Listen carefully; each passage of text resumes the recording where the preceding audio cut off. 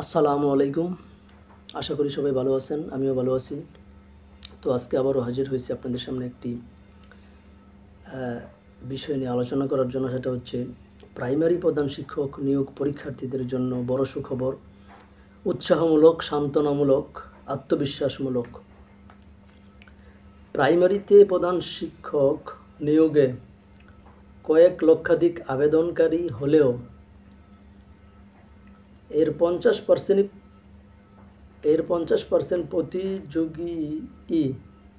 প্রতিযোগিতামূলক পড়াশোনা করে না। তারা সার্কুলার হয়েছে, বয়স ও যোগ্যতা আছে, তাই আবেদন করেছে।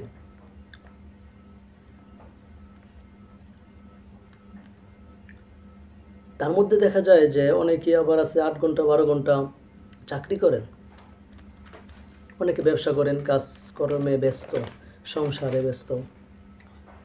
তো এটা একটা প্লাস পয়েন্ট, আবার মাইনাস পয়েন্টও আছে। অনেকে ঘোরাফেরা করে, দেখা গেছে যে সার্কুলার দিছে, আবেদন করছে,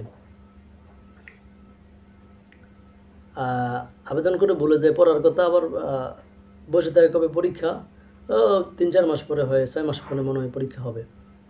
আসলে না, এতদিন পরে পরীক্ষা হবে না, 19শে ডিসেম্বর পরীক্ষা হয়ে যেতে পারে সম্ভাব্য। এমন স্টুডেন্ট যারা আছে তাদের কথা বলতেছি আর কি।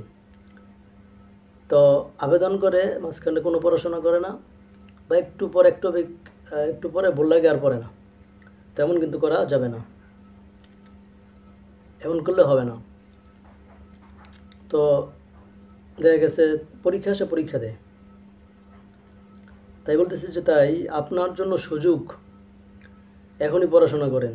ভয় ও মনোবল হারালে চলবে না। যদি পরীক্ষা ডিসেম্বর মাসে 19শে ডিসেম্বর হয়ে যায় তাহলে সময় কম। আবার দেখা গেছে বিসিএস ভাইবা পরীক্ষায় ফেল করেছে এমন স্টুডেন্টও পরীক্ষা দিবে। সুতরাং সাবধান হতে হবে। আর অনেকে শুধু এমন করে, সার্কুলার দিয়ে আবেদন করে, পড়ার কথা ভুলে যায়, যেটা বলছি আমি। এটা যেমন সত্য, তারপরে কিছু বেশিরভাগ মানুষে পড়াশোনা করে না, এটা যেমন সত্য। আবার এই বিশেষ ভাইবা পরীক্ষায় ফেল করেছে এমন স্টুডেন্টও পরীক্ষা দিবে, এটাও সত্য। সুতরাং আমাদের সবাইকে সাবধান থাকতে হবে এবং খেয়াল রাখতে হবে। আর মোটামুটি পড়াশোনার মধ্যে থাকে এমন প্রতিযোগী থাকে লক্ষাধিক, তারপরেও প্রতিযোগীমূলক সিরিয়াসভাবে চাকরি লাগবেই বা পড়াশোনা করে এমন সংখ্যা কিন্তু কমই থাকে। তো তারপরেও খেয়াল রাখতে হবে,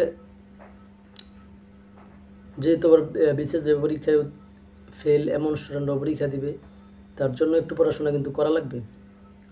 একেবারে দুর্বল হয়ে বসে থাকলে হবে না, মানে শিওর হয়ে বসে থাকলে হবে না। আর 55-60 পেতে পারে এমন প্রতিযোগী 20,000 হতে পারে।